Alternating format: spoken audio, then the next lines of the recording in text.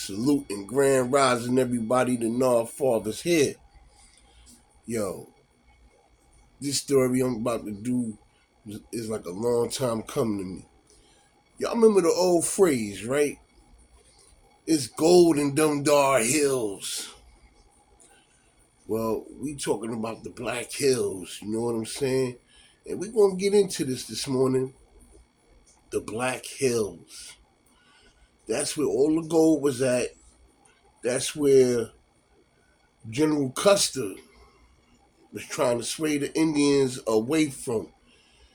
The Indians see all this is like Native American land. This is all Native American land. And in them Black Hills in South Dakota, it's sat many riches in there, gold that lasted for generations, made families rich up until this very day. You want to know how people got money? How that family got money? How that family got money? Their ancestors was in them hills, man. And they made sure that money was passed on forever. And that's what's happening. And that's what's happened as well. I was always real good at my history classes. You know what I'm saying? I was always real good at that. And as a kid, we had to do a history lesson, a book report on Custer. But what they fed to us back then, and my understanding of everything now differs. And the way I see it, right? The U.S. wanted to buy that land from the Indians, but Sitting Bull, the chief, wouldn't allow that. He wouldn't let them. You know what I'm saying? So they sent Custer in there. See, Sitting Bull was a smart man.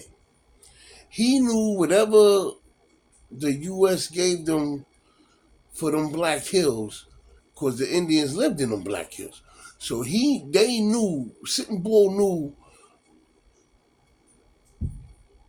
that there would never be a peace treaty or whatever they was willing to pay them for them Black Hills was nothing compared to what them hills was really worth. Sitting Bull knew one day the U.S. was going to send their men in there and take them Black Hills from them through hell or high water, life or death, gun or sword. They was coming in there to take them hills from them. And that's where Custer came in at. See, so they couldn't just, it would have looked real bad for the U.S. The U.S. was trying to keep it clean, whatever. They knew the U.S.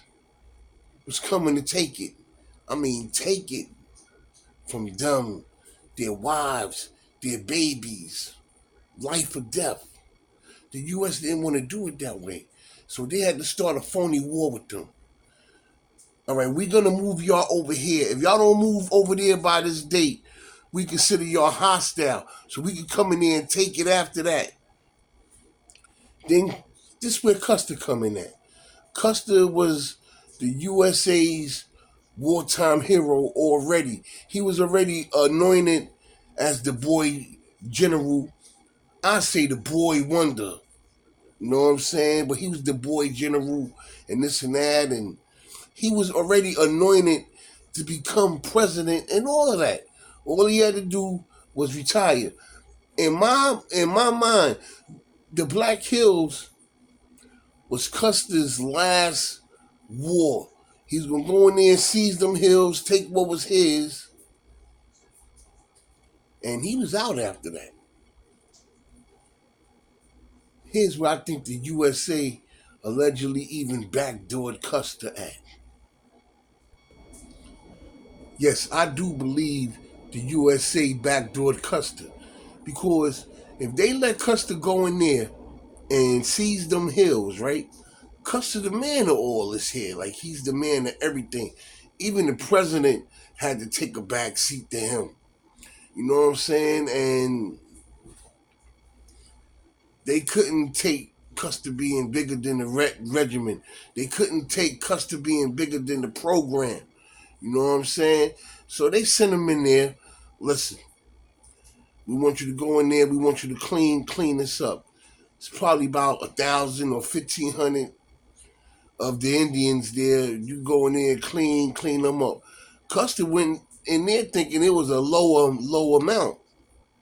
Come on. Now the U.S. intelligence allegedly knows everything, right? They had to know there was nearly 8,000 Indians sitting there. Them boys was waiting. But Custer thought it was about 1,500 the most. All right, so we can deal with that number. You know what I'm saying? We're going to go in there. We're going to clean them right out. Custer had a lot of enemies within the U.S. regiment, including some of the commanders that traveled with him to fight. They had little back and forth beefs, and it was another war that they fought where Custer was faulted for losing them men, and one of the commanders wrote Washington and wrote the newspaper saying it was Custer's fault. So Custer went to his last stand with this guy, told the guy to stay on top of the hill. Then when he called the guy for help, the guy didn't come help him.